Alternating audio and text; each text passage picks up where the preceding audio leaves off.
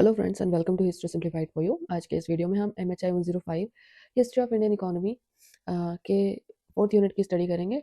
I know इस series के पहले वीडियो में मैंने MHI 105 को MHI 103 बोल दिया था, for that I am sorry. चलिए शुरू करते हैं ये चैप्टर। तो सबसे पहले हम बात करते हैं कि इंसान ने कैसे अपनी लाइफस्टाइल बदली, from hunting gathering foraging lifestyle से उन्होंने एग्रीकल्चरल लाइफस्टाइल कैसे स्टार्ट की। और हमारा आज का चैप्टर इसी पे बात करता है in the context of Harappan civilization. तो पहले क्या हुआ कि लगभग 10,000 से 8,500 साल तक के बीच के टाइम में लोग हंटिंग गैदरिंग और फॉरेजिंग ये सब करके काम चलाते थे। But in the mean time एक ट्रांजिशन जो है शुरू हो रहा था। वो था कि लोगों ने फूड उगाना, मतलब उगाने की जो प्रक्रिया होती है उसको सीखना चालू कर दिया। अब फॉर अंडरस्टैंडिंग आप एक स्टोरी की तरह समझ सकते हैं कि कुछ लोगों ने पौधे उगे हुए थे जंगलों में, बीहड़ में, उनको उठाया, उनके ऊपर जो फली लगी हुई थी उसको खा लिया। And they found it very tasty, it also help their body and it give them energy. तो उन्होंने उसको देखा, बहुत अच्छे से अप्रिशिएट किया और उसके बीज फेंके, तो बीज के साथ नया पौधा उग गया। अब वहाँ से जो है इंसानों के बीच क्यूरियोसिटी होगी और उन्होंने उस बीज को लेकर के वो फिर से उगाया, फिर से खाया, फिर से उगाया। इस तरह से एक तरह से सेलेक्टिव ब्रीडिंग कर डाली अननोइंगली उन फूड ग्रेन्स की जो इंसानों के लिए बेनिफिशियल थे। तो इस तरह से एग्रीकल्चर का शुरुआत हुआ। ठीक है। तो लोग पहले मोबाइल थे, एक जगह से दूसरी जगह आते जाते थे और उनका लाइफ सेडेंटरी नहीं था, उनका जो है सेटलमेंट चेंज होता रहता था। एक तरह से हंटिंग गैदरिंग लाइफस्टाइल जीते थे। लेकिन फार्मिंग के शुरू होने के बाद लोग सेटल हो गए, मतलब परमानेंट एक जगह पे बसने लग गए, अपना जो है विलेज बनाने लग गए और पूरा सोसाइटी एक एग्जिस्ट करने लग गई, पॉपुलेशन ग्रोथ हुआ and everything that can happen after that.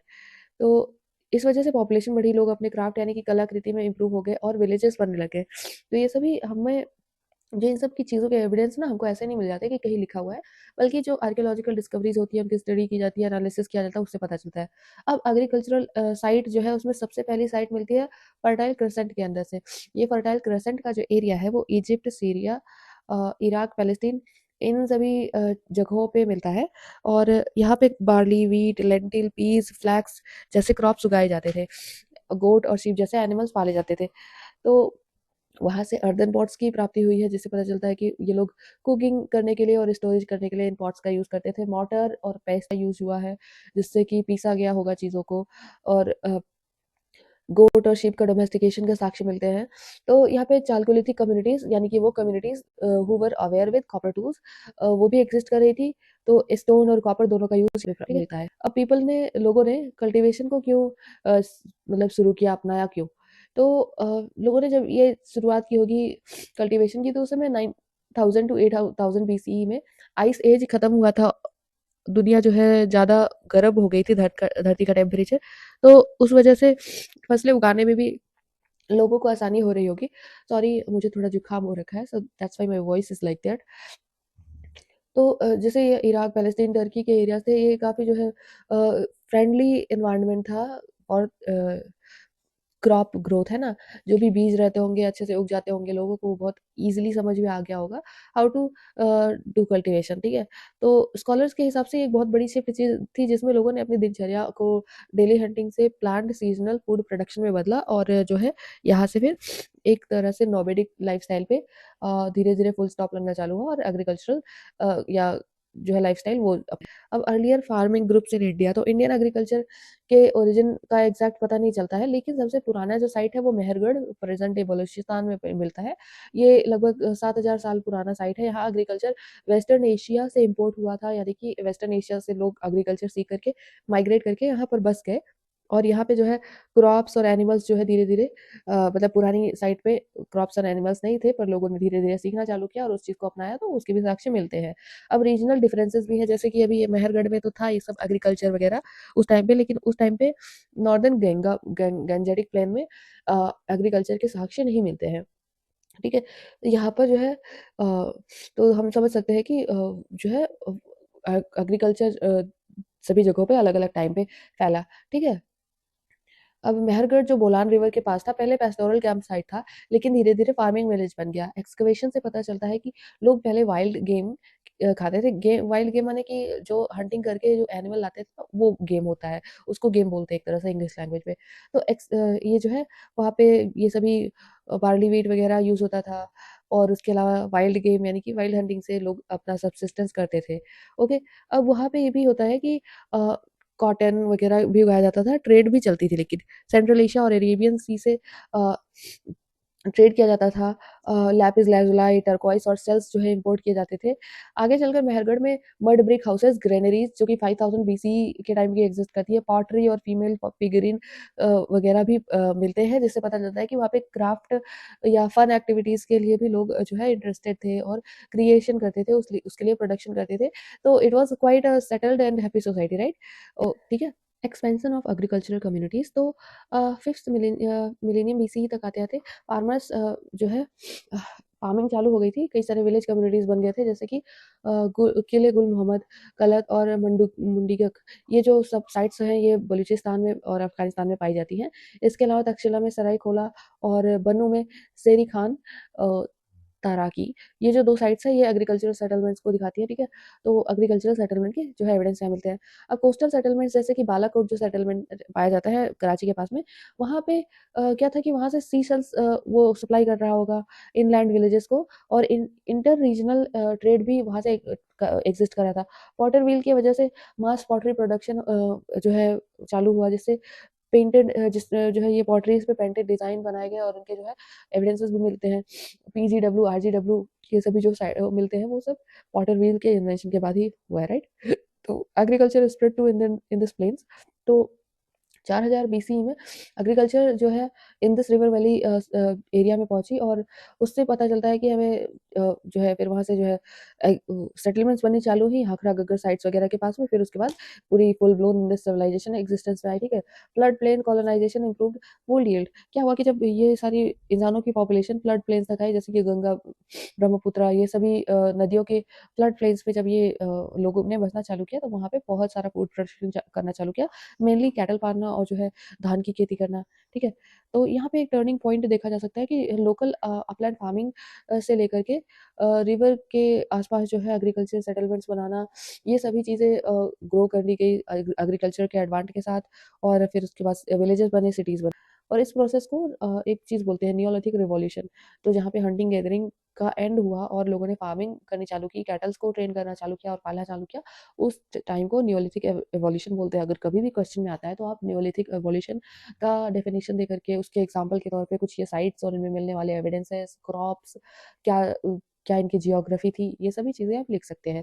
Consequences of agriculture, तो एग्रीकल्चर के कॉन्सिक्वेंसेस क्या थे? तो मोबिलिटी पे था पहले, कि नोमैडिक बैंड्स होते थे, 15 से 50 लोग घूमते रहते थे एक साथ में, कहीं शेल्टर लेकर के रॉक्स के नीचे रहते थे, ठीक है? अब परमानेंट विलेजेस हो गए, लोगों ने हाउसेस बनाना चालू किया, चाहे वो ज़मीन के नीचे या ज़मीन के ऊपर।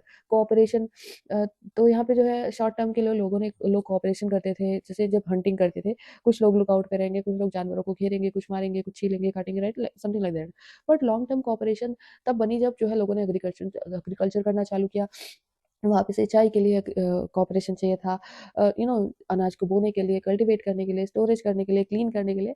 तो इस तरह से लोगों के बीच में कोऑपरेशन, सेंस ऑफ किनशिप बढ़ी। फूड सोर्सेस, तो फूड पहले ये लोग नेचुरली सोर्स्ड फूड लेते थे, जैसे कि एनिमल्स एंड फॉरेजिंग जो भी कल्टीवेट कर लेते थे ये जंगलों से। लेकिन उसके बाद ये कल्टीवेटेड क्रॉप्स पर डिपेंडेंसी बढ़ गई और बर्थ रेट या फिर पॉपुलेशन ग्रोथ भी हुई इसकी वजह से, ठीक है? तो ये है इसके बाद अर्ली हड़प्पन पीरियड, तो 3200 से 2600 बीसीई के टाइम पे इस पीरियड में रीजनल कल्चर जो है डेवलप हुए, जैसे कि कोट दीजी और कालीबंगन। यहाँ पे जो है शेयर्ड पॉटरी और के एविडेंस मिलते हैं यहाँ पे, जैसे कि हम्प्ड बुल के मोटिफ और पीपल लीफ के मोटिफ जो है पॉटरी के ऊपर पाए गए। Marked the emergence of regional trade, Balochistan, Afghanistan और इंडस एरिया में जो है इंटर रीजनल ट्रेड होने लग गया और यहाँ के सेटलमेंट्स आपस में इंटरेक्ट करने लग गए, ठीक है? श्रीन रत्नागर ने इसे रीजनल ट्रेडिशन का पीरियड बताया है जो अर्बन यूनिफिकेशन से पहले था। यानी कि जब एक full blown like developed Harappan civilization exist कर रही थी, उससे पहले के टाइम पे क्या था? अर्बन यूनिफिकेशन का टाइम चल रहा था, ठीक है? कल्चरल सीक्वेंस में देख लेते हैं, तो पहले रावी कल्चर 3300 से 2800 बीसी तक वो चला, फिर कोट दिजी कल्चर 2800 से 2600 तक चला और मैच्योर हड़प्पन एज 2600 से 1900 बीसीई तक चला, ओके? और identification of agriculture and copper use, तो प्लॉट फील्ड कालीबंगन में पाए गए, जिसे पता चला, जिनके एविडेंसेस से पता चला यहाँ पे पॉसिबली बार्ली और दालें उगाई जाती थी और ये सीजन के हिसाब से एक साल में एक ही जगह पे 2 फसलें उगाते थे। एविडेंस ऑफ कॉपर टूल जैसे कि चिज़ल, बैंगल्स, तो ये सभी जो है कॉपर के यूज़ पता चलता है कि उन लोगों ने कॉपर को प्रोसेस करना सीख लिया था, है ना? ओर से कॉपर कैसे निकाले, फिर उसको पिघला के कैसे अपने लिए ऑर्नामेंट्स और यूटेंसिल्स बनाए, ठीक है? तो कॉपर टूल्स, स्टोन टूल्स वगैरह ठीक है, ये लोग करने लग गए थे। गोल्ड और सिल्वर ऑब्वियसली प्रेशियस मेटल था, लेस अवेलेबिलिटी थी, लेकिन उसका भी यूज़ वहाँ पे दिखाई देता है, इसलिए उसको ऑर्नामेंट्स के लिए यूज़ करते थे। हाकरा घग्गर बेसिन में जो है काफ़ी पॉपुलेशन डेंसिटी ज़्यादा थी, और क्योंकि वहाँ पे फर्टाइल सॉइल थी और इरिगेशन था। आगे चल कर के हाकरा घाघर हाकरा रिवर जो है से पॉपुलेशन कम हो जाती है। प्लांटिंग ऑफ सेटलमेंट्स, तो प्लानिंग ऑफ सेटलमेंट्स, तो कोट दिजी, रामगढ़ देहरी और कालीबंगन में जो है सोशल हायरार्की का जो है एविडेंस मिलता है। क्यों? क्योंकि वहाँ पे फोर्टिफाइड सेटलमेंट्स है। सिटाडेल एग्जिस्ट एलिट्स को जो है सेग्रीगेट करते हैं। शायद डिफेंस या ट्रेड कंट्रोल के लिए भी जो है सिटाडेल्स का यूज किया जाता था, या फिर सिर्फ एलिट्स को जो है हाउस करने के लिए। अब वहाँ पे स्टैंडर्डाइज्ड बिग रेशियो होता था। वहाँ के जो लेआउट होता था सिटी का, वो काफ़ी जो है हड़प्पन अर्बनिज़्म का जो है बढ़िया एग्जांपल है। जब मैच्योर हड़प्पा से पहले ही कोट दिजी, रहमान धेरी और कालीबंगन में जो सिटी का लेआउट है वो काफ़ी अच्छे से डेवलप हो गया था। अब टॉय कार्ट, सील्स वगैरह जो वहाँ पे पाए जाते हैं, इससे पता चलता है कि व्हील्ड ट्रांसपोर्ट एग्जिस्ट कर रहा था। टॉय कार्ट यानी कि खिलौनों पे जब ध्यान जा रहा है, तो लोगों का एन्जॉयमेंट, डेली लाइफ सुविधाएँ भी लोगों के पास थी, और एन्जॉयमेंट के लिए भी लोग क्रिएट करते थे चीज़ें। और इसके अलावा ट्रेड ऑर्गेनाइजेशन काफ़ी अच्छा था, क्योंकि वहाँ पे सील्स थी, व्हील्स थे, राइट? तो इस तरह से इमर्जेंस ऑफ सिटीज़, तो 2600 से 1900 बीसी के टाइम पे मैच्योर हड़प्पा फेज में क्या हुआ कि अर्बन एक्सपेंशन हुआ, पॉपुलेशन शिफ्ट हुई, और घाघर हाकरा बेसिन में 80 नए साइट्स बने, और एरिया 210 से 450 हेक्टेयर्स तक बढ़ गया। कोट दिजी अ, और कालीबंगन में कॉन्फ्लिक्ट्स और बर्न लेयर दिखाते हैं कि शायद वारफेयर या सिविल अनरेस्ट भी हुई।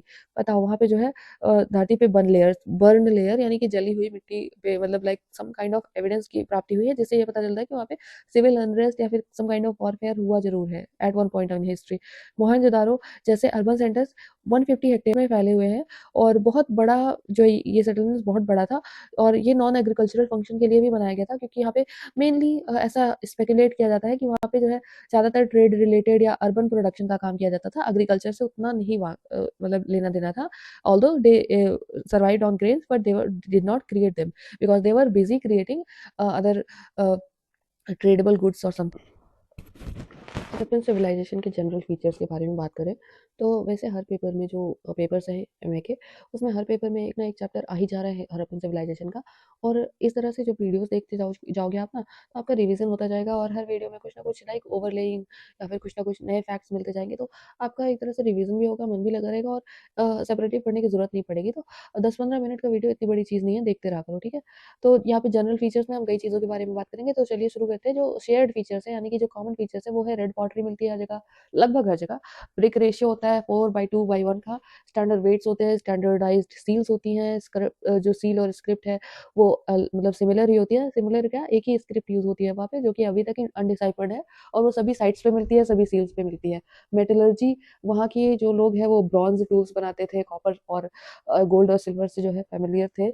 उसके अलावा यहाँ पे administration, religion, craft, trade, production, villages, urban centres, और जो है इंटर रीजनल और इंट्रा रीजनल ट्रेड्स को कैसे मैनेज किया जाता था, ये सभी जो है चीज़ें वहाँ के एडमिनिस्ट्रेशन की ज़िम्मेदारी रहती होंगी।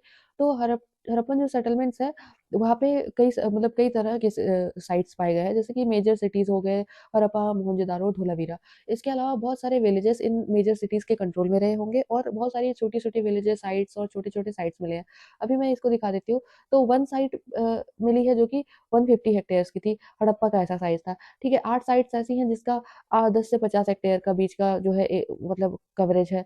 20 साइट्स ऐसी हैं जिसके कवरेज 5 से 10 हेक्टेयर की है, और 44 साइट्स ऐसी हैं जिसकी कवरेज 1 से लेकर के 5 हेक्टेयर की है। तो बड़ी से बड़ी और छोटे से छोटी साइट्स साइजेस मिलती है हड़प्पन सिविलाइजेशन की, ठीक है? एलीट जो है लग्जरी इंपोर्ट्स को कंट्रोल करते थे। लैपिस लाजुलाइट, टर्कोइस, ये सभी जो इंपोर्ट होते थे, ये शायद रिच लोग करते रहे होंगे अपने यूज़ के लिए। स्टेट लेवल सिक्योर सोसाइटी थी और क्राफ्ट्समैन, ट्रेडर, फार्मर्स वगैरह सभी सेंट्रल अथॉरिटी के अंडर में आते थे। ठीक है? एग्रीकल्चर और पैस्टोरलिज्म पे देख लेते हैं, तो हड़प्पा में जो लोग थे वो plough, wells, canals, soil management ये सभी अच्छी तरह से इनसे वाकिफ़ थे और बहुत ही बढ़िया तरीके से इन सब चीज़ों को प्रैक्टिस करते थे।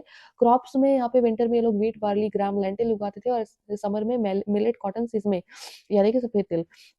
यहाँ पे कैटल, शीप, गोट वगैरह को इन्होंने डोमेस्टिकेट कर रखा था, जिससे ये लोग वूल, मतलब दूध, अ, ऊन, खाद और मांस ये सभी प्राप्त करते थे। इसके अलावा आवाजाही के लिए, सामान ढोने के लिए भी ये लोग कैटल्स या इन सब जानवरों का यूज़ करते थे।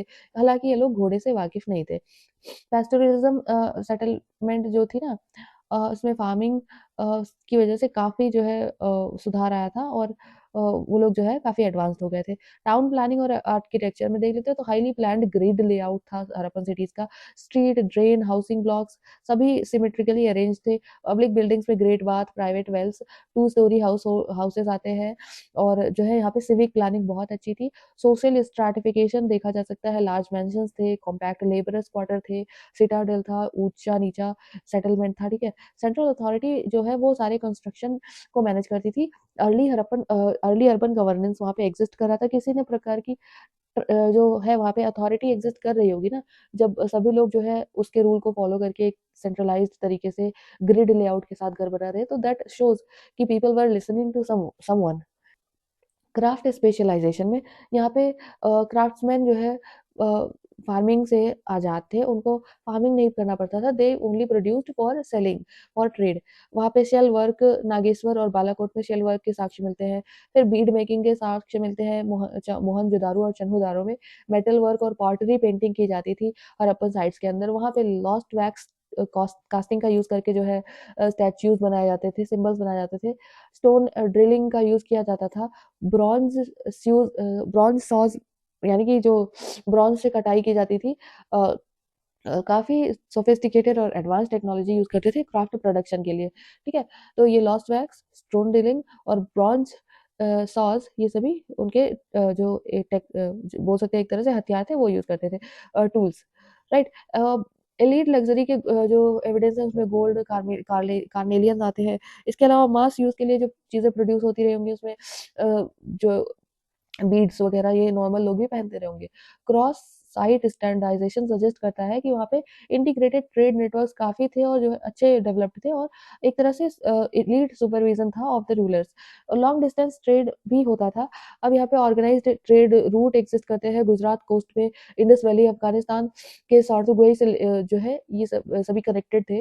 लोथल, सॉटकेगन, दौर और सुटका गेंदोर और अदर साइट्स ऐसी हैं जो जहाँ पे डॉकयार्ड पाए गए जिससे पता चलता है कि मैरीटाइम ट्रेड था और लोथल में तो ख़ास करके नाव या बोट्स जो है बनाई जाती थी और वहाँ से काफ़ी ट्रांसपोर्ट होता था। आज के समय में भी लोथल की साइट बहुत ही वेल प्रिज़र्व्ड है। ट्रेड किया जाता था जो मेसोपोटामिया और इजिप्ट रीजन में वहाँ पे हड़प्पन सील, कार्नेलियल बीड, आइवरी और सी सेल्स का जो है काफ़ी फाइंडिंग की गई है और सील्स कमोडिटी सीलिंग के लिए यूज़ किए जाते थे, ओनरशिप शो करने के लिए यूज़ किए जाते थे और जो है कमर्शियल रेगुलेशन का एविडेंस दिखाने के लिए भी यूज़ किए जाते थे। सपोज़ किसी हड़प्पन साइट से कोई शिपमेंट लेकर के मेसोपोटामिया में गया तो वो खुद को कैसे बताएगा कि मुझे यहाँ के इस रूलर ने या इस ट्रेडर ने भेजा है, वो वहाँ उनकी शील दिखाएगा कि लो जी ये हमारी शील है और ये इन्होंने हमको भेजा है, समथिंग लाइक दैट। तो सील्स जो है कमोडिटी सीलिंग के लिए यूज़ की जाती थी या तो और उसके बाद अपना जो है ओनरशिप शो करने के लिए भी यूज़ की जाती थी। कॉन्टिनेंटल इकोनॉमी काफ़ी अच्छी तरह से जो है मैनेज की जाती थी हड़प्पन सिटीज़ के द्वारा और Harappan ruler. Decline of Harappa cities होने चालू हुआ 1900 बीसी के बाद। वहाँ पे अर्बन डीके होना चालू किया हुआ जैसे कि जो है पॉपुलेशन बढ़ गई, ब्रिक्स रीयूज़ होने लग गए, सिविक सिस्टम कोलैप्स कर गया और एनक्रोचमेंट ऑफ स्ट्रीट यानी कि लोग इतने ज़्यादा बढ़ गए पॉपुलेशन की वजह से, they started living on the street या फिर जो है प्रॉपर जो सिविक रूल्स थे उनको एनफोर्स नहीं किया जाता था। ग्रेट बाथ को अबैंडन कर दिया गया, यूनिफ़ॉर्म स्टैंडर्ड जो था सिटीज़ का वो वैनिश करने लग गया। आगे चल के जो घर बनाए जाते थे वो किसी रूल या कायदे के हिसाब से नहीं बनाए जाते थे, जैसे-तैसे बना दिए जाते थे। तो ये सजेस्ट करता है जो सेंट्रल अथॉरिटी थी उसका भी कोलैप्स हुआ। और ये जो डिक्लाइन ऑफ हड़प्पन सिटीज़ है, इसके ऊपर एक डिबेट भी आती है और इस डिबेट से एक क्वेश्चन भी आता है कि डिक्लाइन क्या हुआ है, इसके ऊपर क्या डिबेट्स है। सो आप इसको देख सकते हैं, एनवायरमेंटल डिक्लाइन का जो है आर्गुमेंट, उस पे कहा जाता है कि रिवर का जो रूट था वो जो है शिफ्ट हो गया, फ्लड आने लग गई, इसकी वजह से लोगों ने साइट्स को छोड़ दिया, कुछ कहते हैं ड्रॉट आया उसकी वजह से छोड़ दिया। इकोनॉमिक डिक्लाइन थियरी के अनुसार ट्रेड जो हो रहा था मेसोपोटामिया के साथ, उसमें डिक्लाइन हुआ, इस वजह से पूरी की पूरी हड़प्पा सिविलाइजेशन पे असर पड़ा और वो डिक्लाइन कर गई। सोशल पॉलिटिकल रीजंस देने वालों ने कहा है कि इंटरनल डिक्लाइन हुआ जिसकी या फिर जो है या फिर इन्वेजन हुआ जिसकी वजह से लोगों ने अपने घर को या अपने जगहों को अबैंडन करना चालू कर दिया।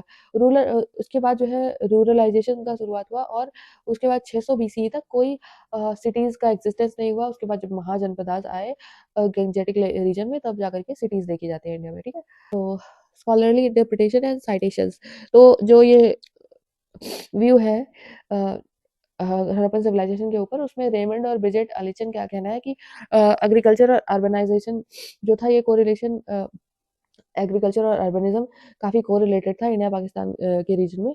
शिरीन रत्नाकर का कहना है कि इकोनॉमिक लिंक्स और पॉलिटिकल कंट्रोल बहुत ज़्यादा अच्छा था हड़प्पन स्टेट फॉर्मेशन के लिए, ये बहुत इम्पोर्टेंट भी था।